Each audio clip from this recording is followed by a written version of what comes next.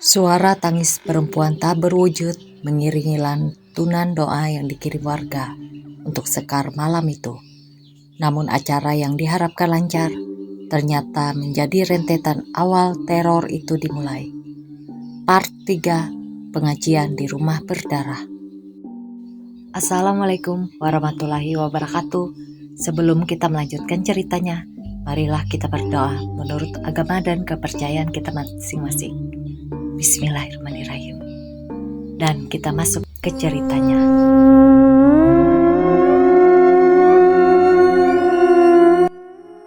Ibu berencana mengadakan pengajian bapak-bapak di kos-kosan.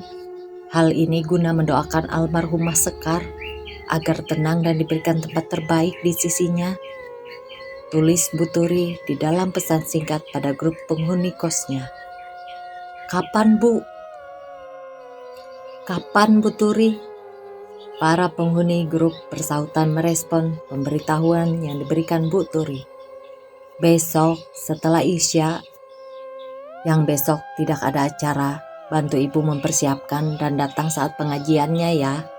Kita sama-sama mendoakan Sekar, tulis Bu Turi lagi. Tiara yang membaca pesan itu pun menyahut baik, bukan tanpa sebab, tapi agar kejadian yang menimpanya kemarin tidak kembali terjadi. Besoknya setelah banyak penghuni kos pulang dari aktivitas kerja atau kuliah, beberapa dari mereka menyusul Bu Turi yang sedang sibuk di rumah depan.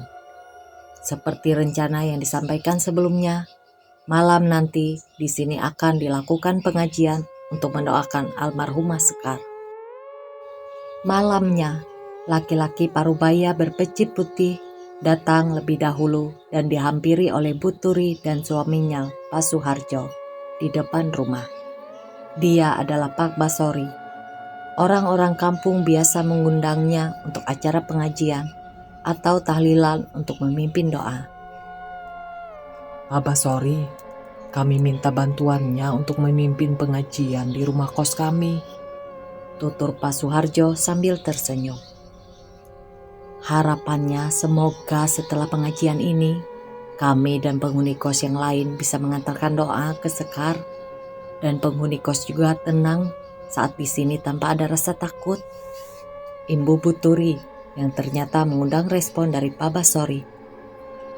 Memangnya setelah peristiwa kemarin ada kejadian apa, Bu? Tanya Pak Basori. Tidak ada kejadian apa-apa, Pak.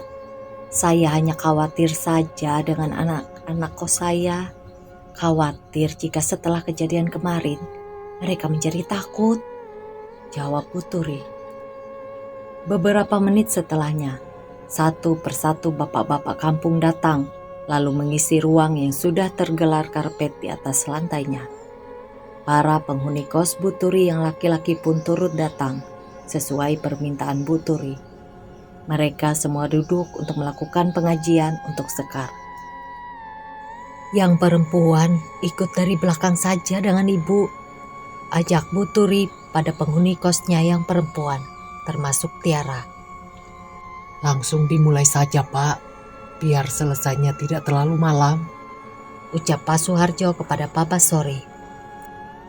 Pak Basori memulainya sambil menggenggam mikrofon di tangannya. Ia mulai membaca lantunan doa-doa yang diikuti oleh jemaah lainnya. Suasana yang semula hening pun berubah menjadi ramai. Rumah Bu Turi penuh dengan lantunan ayat-ayat suci yang dibacakan dengan khusyuk. Namun pengajian yang diharapkan Bu Turi dan Pak Suharjo akan lancar, perlahan berubah menjadi berbeda. Semuanya bermula dari sini. Karso, ia adalah salah satu warga kampung yang datang. Dia duduk tepat di pintu rumah Bu Turi, dan tepat di sebelahnya ada Juki dan Panji. Mereka berdua adalah penghuni kos milik Bu Turi. Tipis-tipis Karso mencium bau amis yang masih sama saat ia ikut melihat mayat Sekar dievakuasi. Sesekali ia menutup hidungnya karena tak tahan dengan bau amis itu. Kenapa, Mas? Tanya Juki yang merasa curiga karena gerak-gerik Karso yang sedari tadi tak bisa diam. Bau, Mas. bisik Karso. Panji yang berada di dekatnya juga tak sengaja mendengar bisikan Karso kepada Panji. Karso kemudian menoleh ke arah Panji. Mereka saling bertatapan. Panji mengangguk-angguk seraya menutup dua lubang hidungnya, seolah mengisyaratkan kalau dia juga merasakan hal yang sama. Saya kesini hanya mau doa, jangan ganggu saya. Ucap Karso dalam hati sambil melihat keluar rumah. Kali ini suara tangisan kedengaran dari luar rumah, yang sepertinya mengarah ke tempat kamar Sekar. Beberapa orang yang menyadarinya tampak terkejut dan sontak melihat ke segala arah. Pak Sobari melihat gelagat orang-orang. Dia seolah mengerti apa yang sedang terjadi. Bapak-bapak, mari fokus dan terus lanjutkan pengajiannya, ucap Pak Sobari. Beberapa warga yang menyadarinya pun hanya meresponnya dengan tersenyum. Namun sambil menahan rasa takut yang pelan-pelan hadir di antara mereka. Mereka tampak menunjukkan gelagat tidak nyaman. Suara tangisan dan bau amis masih terus ada, beriringan dengan suara lantunan doa yang sedang dibaca. Beberapa menit berselang, tidak hanya orang-orang tertentu yang merasakan gangguan itu. Hampir semua jemaah kini mencium bau amis dan mendengar suara tangis yang mereka yakini adalah suara Sekar. Di sela-sela itu, tampak Bu Turi dan Tiara keluar dari pintu yang lain, lalu memperhatikan suasana di luar rumahnya sambil menutupi dua lubang hidungnya. "Tiara, kamu menciumnya juga kan?"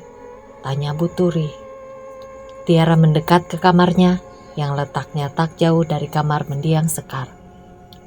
"Sekar, apa kamu di sini? Kami hanya ingin mendoakanmu agar kamu tenang dan mendapat tempat terbaik di sisinya," ucap Tiara. "Bu Turi, mari masuk lagi. Jangan lama-lama di luar," ajak Tiara. Jam sudah hampir menuju ke angka 10. Pengajian pun selesai. Para warga langsung pamit kembali ke rumah masing-masing. Apalagi yang menyadari hawa tidak enak sejak tadi. Pak Suharjo, Bu Turi, saya pamit pulang ya. Semoga kedepannya aman. Jangan lupa kamar Sekar rutin dibersihkan. Pesan Pak Sobari sebelum ia melangkah pulang. "Semoga gak ada yang takut buat ngekos di tempat kita ya Pak. Semoga anak-anak gak keluar dari sini karena masalah Sekar," ucap Bu Turi pada suaminya. Mereka berdua takut jika kos sepi karena peristiwa ini, karena sumber pemasukan keluarganya hanya dari kos-kosan saja. Juki dan Panji membantu Bu Turi dan Pak Suharjo merapikan karpet terlebih dahulu. Mereka berdua masih merasakan hawa tidak enak yang masih bersarang di sekitarnya. Juk, apa kamu tadi merasakannya juga? Tanya Panji. Apa? Tanya Juki. Sepertinya Sekar datang, kata Panji. Juki terkejut mendengarnya, walau ia juga merasakan hawa tak nyaman sedari tadi.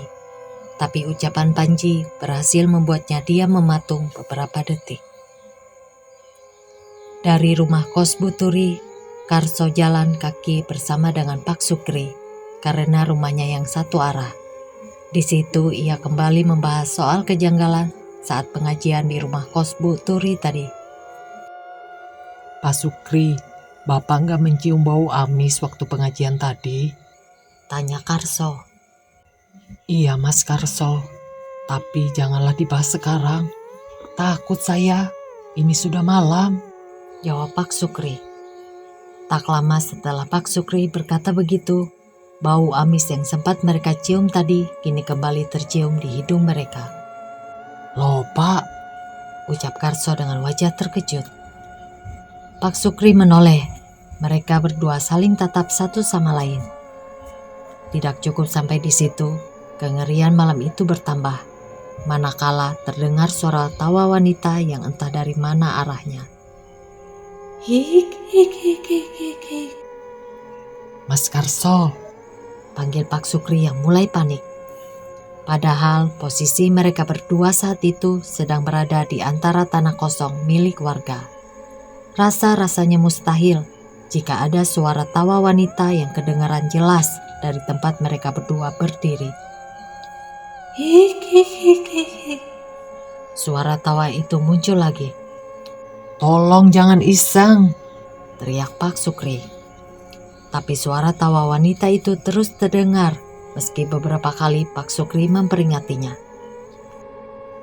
Pak Sukri, sebaiknya kita jalan cepat agar lekas sampai rumah. Perasaan saya mulai tidak enak, ajak Karso. Baru beberapa langkah, ada satu hal yang menarik perhatian Pak Sukri dan Karso. Di bawah salah satu pohon mangga di ujung jalan, mereka berdua melihat satu sosok wanita berdiri melamun menatap rumah di depannya, mengenakan dress yang terlihat usang berwarna merah kehitaman. Siapa itu Pak Sukri? Tanya Karso. Jalan mereka pulang mengarah ke depan sana. Karso berjalan lebih cepat, kemudian menyipitkan mata, berusaha memastikan siapa wanita yang berada di bawah pohon mangga itu. Semakin dekat, sosok wanita itu semakin jelas ia lihat. Wanita itu menoleh, wajahnya penuh darah. Karso berhenti, tapi wanita itu kini mendekat dengan langkah cepat. Mas Karso, panggil Pak Sukri. Sosok wanita itu dengan cepat sampai di hadapan mereka. Dia menatap dengan mata putih tanpa pupil. Rambutnya panjang sepinggang tergerai berantakan. Banyak bekas darah di tubuhnya. Tangannya mengusap-usap perutnya yang setengah besar dan dilumuri banyak sekali darah. Pak Sukri dan Karso berniat lari, tapi tubuh mereka berdua mematung, seolah ada yang menahan tubuh mereka agar tak dapat digerakkan. Pak Sukri melihat sosok wanita itu. Ia merasa tidak asing melihat wajahnya. Wajahnya mirip sekali dengan wajah wanita yang belum lama ia temukan terkapar tak bernyawa di dalam sebuah kamar. Sekar! Teriak Pak Sukri. Kakinya kini bisa digerakkan lagi. Dia kemudian berbalik arah, lari tunggang menjauh dan mencari jalan yang lain, sedangkan Karso mengejarnya dari belakang.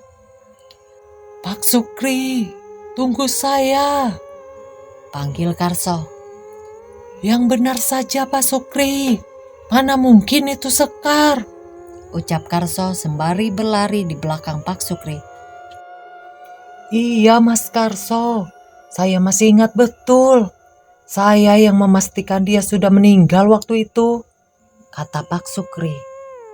Mereka berdua memutar mencari jalan lain untuk kembali ke rumah mereka masing-masing. Beruntung sosok yang diyakini arwah Sekar itu tidak mengejar mereka berdua hingga ke rumah. Ada apa Pak? Kok seperti habis dikejar setan? Tanya istri Pak Sukri saat melihat suaminya pulang dengan berlari dan wajah yang panik. Ah, iya Bu, emang Bapak habis dikejar setan, jawab Pak Sukri. Setan? Tanya istrinya terkejut. Iya Bu, setannya Sekar. Bapak sama Karso ketemu Sekar di jalan pulang tadi, kata Pak Sukri dengan napas yang terengah-engah karena berlari cukup jauh. Istrinya berjalan ke belakang, lalu kembali dengan segelas air putih. Minum dulu Pak, biar sedikit tenang, ucapnya. Setelah sedikit tenang, sebuah gangguan muncul di antara mereka. Halaman belakang rumahnya yang hanya dibatasi oleh pagar bambu, tiba-tiba saja kedengaran berisik dari dalam rumah. Bu, pintu belakang belum dikunci, tanya Pak Sukri. Sudah kok Pak, balas istrinya. Pak Sukri mempertajam indera pendengarannya lagi, berusaha menangkap suara yang timbul dari belakang rumahnya itu. Takutnya salah dengar, ungkapnya. Rasa takut Pak Sukri yang belum mereda kini kembali lagi, dipaksa untuk menghadapi sesuatu hal yang belum ia ketahui. Jangan-jangan maling, tanya Pak Sukri. Pak Sukri jalan mengendap ke pintu belakang. memastikan siapa yang berada di belakang rumahnya. Ia meraih balok kayu yang biasa ia pakai ganjal pintu kamarnya untuk berjaga-jaga. Dia meminta istrinya masuk ke dalam kamar dan menjaga anaknya di dalam. Pak Sukri mempertajam telinganya lagi. Suara gaduh di belakang rumahnya masih terdengar jelas di telinganya. "Hati-hati, Pak," ucap istrinya. Rasa cemas menambah rasa takut Pak Sukri. Dia tidak memiliki bekal bela diri. Dia hanya modal berani saja untuk melindungi istri dan anaknya di rumah malam itu. Pak Sukri mengayunkan daun pintu belakang pelan-pelan. Setelahnya, ia berniat untuk membukanya dengan lebar secara tiba-tiba, agar menghamburkan konsentrasi maling yang hendak menggasak rumahnya. Jeklek, serak, bunyi pintu belakang saat dibuka oleh Pak Sukri. Namun yang terjadi setelahnya malah di luar dugaannya. Sosok Sekar kembali ia lihat. Dia berdiri tepat di depan Pak Sukri dengan mulut menganga lebar dan darah yang keluar dari dalam mulutnya. Ternyata suara gaduh di belakang rumahnya adalah ulah Sekar. Dia mengikuti Pak Sukri dan mengganggunya hingga ke rumah. Sosok Sekar yang awalnya ia jumpai tertawa, kini berubah menjadi menangis. "Tolong saya!" Suara lirih keluar dari sosok Sekar. Sadar jika itu adalah Sekar, Pak Sukri merengsek lari menyusul istrinya di dalam kamar, tanpa menutup lagi pintu belakang rumahnya. Dengan tatapan tegang, Pak Sukri melihat ke istri dan anaknya. "Pak, kenapa? Ada apa di belakang rumah?" tanya istrinya. Sekar, Bu, itu Sekar. Itulah Sekar. Sekar mengikuti Bapak sampai ke rumah, ucap Pak Sukri seraya mengunci pintu kamar, lalu naik ke atas ranjang memeluk istri dan anaknya. Meski jantungnya berdetak cepat, ia berusaha tenang agar anaknya tidak bangun dan istrinya pun tidak merasa ketakutan. "Yang tenang, Bu. Kita baca doa sama-sama," ajak Pak Sukri. Hal serupa juga menimpa Karso. Di rumah, ia tinggal bersama dengan adiknya, namanya Alip. Alip baru saja menginjak usia remajanya. Sesampainya Karso di rumah, ia langsung mengunci semua pintu dan gorden jendela rumahnya. Dia tidak membiarkan sedikit celah terlihat dari luar rumahnya. Takut melihat Sekar lagi, begitu kata Karso. Dari pintu depan, Karso bermaksud ke dapur belakang untuk mengambil minum.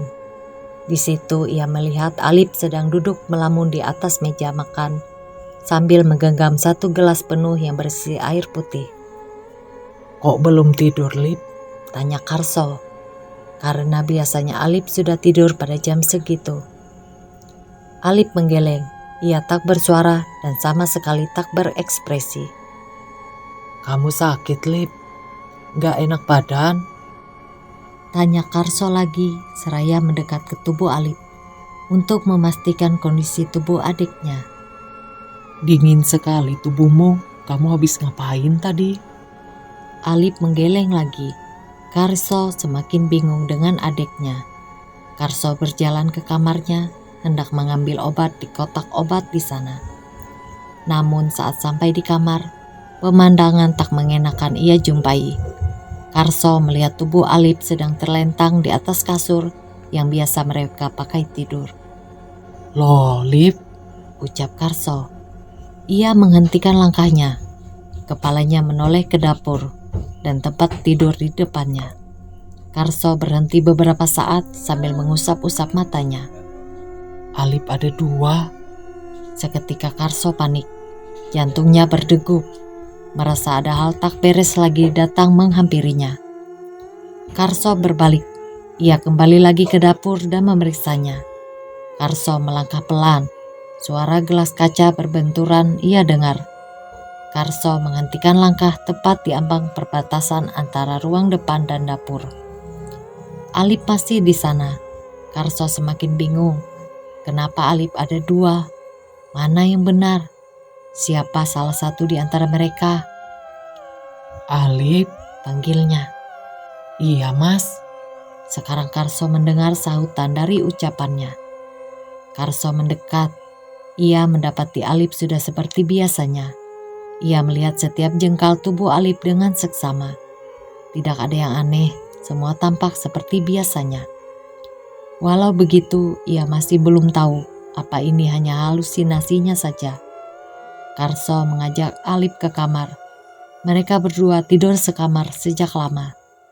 Rasa takut masih ada di benak Karso. Ia melangkah ragu di belakang adiknya sambil berpikir, jika Alip ada di sini, siapa yang sedang tidur di kamar? Kenapa mas?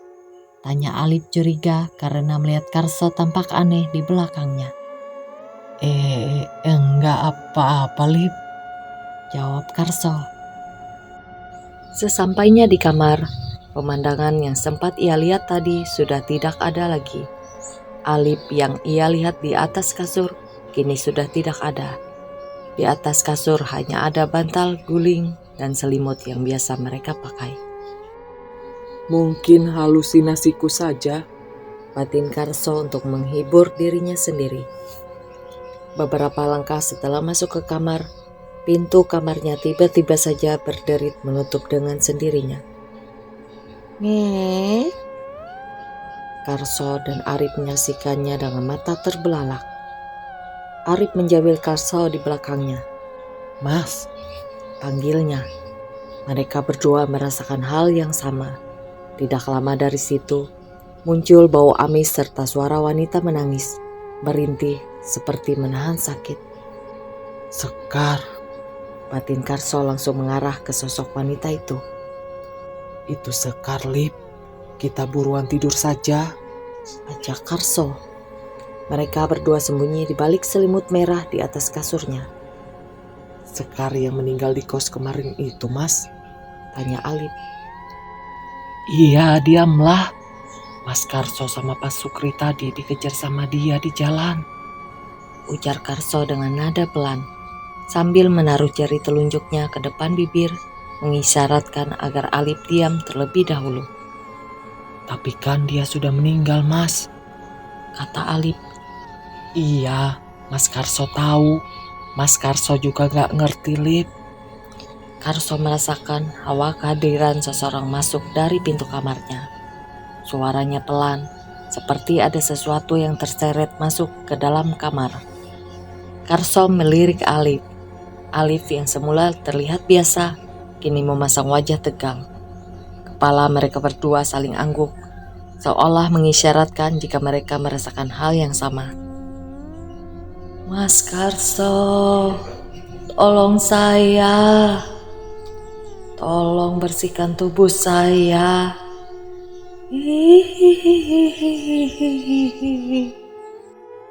Dek, jantung rasanya mau copot. Sebuah suara rintihan terdengar jelas di telinga Karso dan Alif. Karso yang sudah teramat takut hanya bisa merafalkan doa dan ayat-ayat yang mereka bisa. Karso menggerakkan jari tangannya, mengisyaratkan kepada Alif agar melakukan hal yang serupa. Beberapa menit berlalu, suara tangis itu masih terdengar jelas. Karso dan Alif masih bertahan di tengah suasana mencekam itu.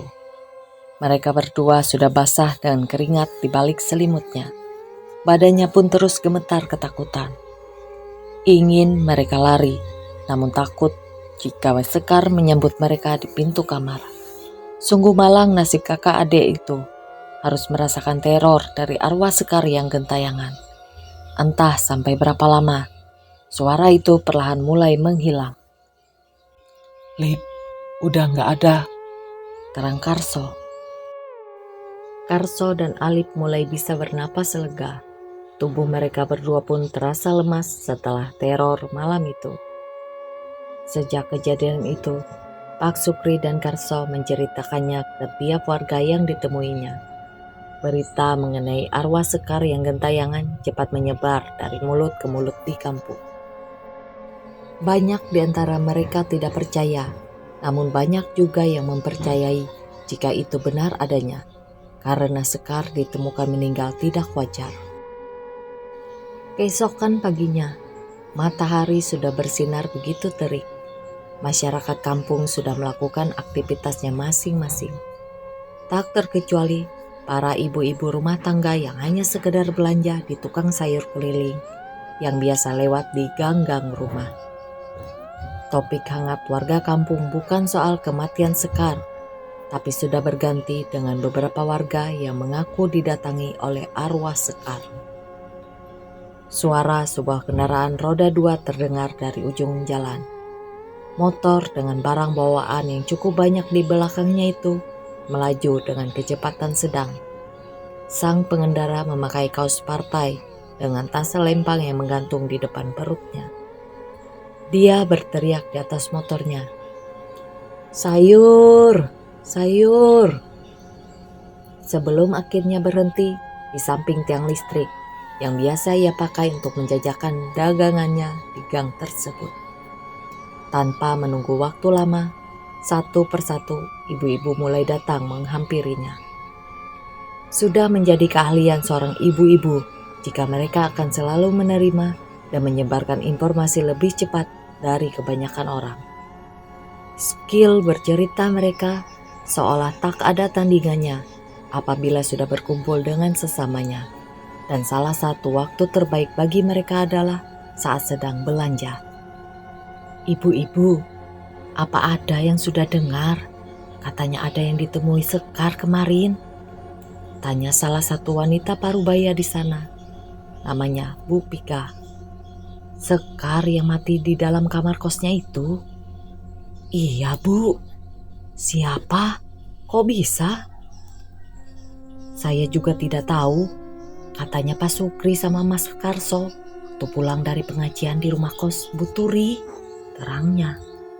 Di tengah percakapan itu, datanglah ibu-ibu yang lain. Ibu tersebut datang lalu mengibaskan tangan kanannya ke pundak Bu Pika. "Gak boleh ngomong begitu, Bu. Dia kan sudah meninggal. Cobalah berpikir positif dulu sebelum menerima informasi baru," jelas ibu itu. "Saya gak ngawur kok, Bu. Wong suami saya yang cerita. Dia habis ketemu Pak Sukri," ujar Bu Pika. Di antara ibu-ibu yang tengah gosip seputar Sekar, si tukang sayur, Pak Bahar, ikut menceritakan kejadian yang baru saja menimpanya. Saya juga sempat ketemu wanita aneh. Jalannya diseret-seret. Darahnya banyak banget di pakaian yang dia pakai, terang Pak Bahar yang sontak menambah lebar pembicaraan ibu-ibu saat itu. "Jangan-jangan itu juga Sekar," ucap Bu Pika. "Saya nggak tahu Sekar orangnya bagaimana, Bu," balas Pak Bahar. Kalau dari kata-kata Pak Bahar sih, itu tanda-tanda dari Sekar, karena waktu mayatnya ditemukan, tubuhnya banyak sekali darah. "Kapan Pak Bahar ketemu wanita itu?" Baru tadi sebelum subuh. Waktu saya mau ke pasar, ambil bahan buat dagang hari ini. Saya nggak berani, saya terus gas motor saya," terang Pak Bahar pada ibu-ibu yang menyimak ceritanya dengan raut muka penasaran. Dalam waktu singkat, cerita-cerita warga mengenai teror Sekar dengan cepat meluas hingga membuat keadaan kampung mencekam. Bersambung, nantikan sambungannya di Diang CH.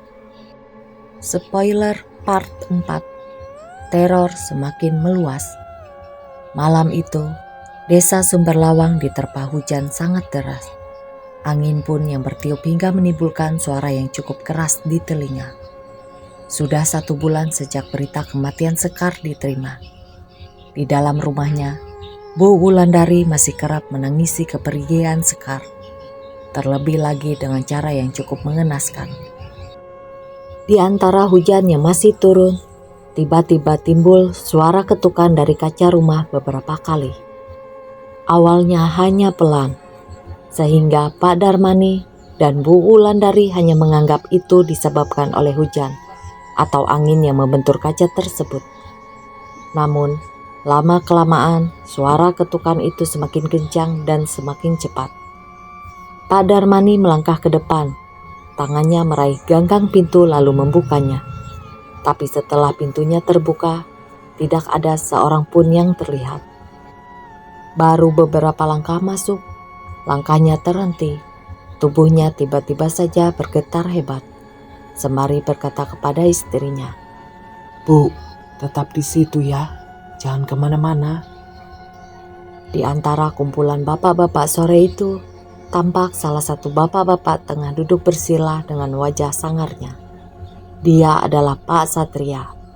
Dia sedari tadi menyimak percakapan warga dengan seksama, memperhatikan setiap kronologi yang diceritakan. Pak, apa boleh saya ikut bantu dengan masalah ini? Tanyanya. Pak RT bingung dengan pertanyaannya. Masalah yang mana, Pak? Sekar, jawab Pak Satria singkat. Datang saja ke rumah saya nanti, jam 8 malam, kalau memang saya diizinkan membantu, ujar Pak Satria. Kenapa tidak di sini, Pak? Tanya Pak RT.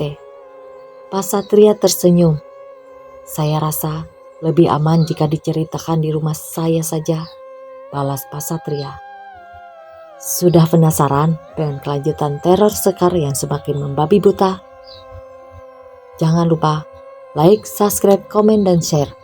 Assalamualaikum warahmatullahi wabarakatuh. Bye-bye.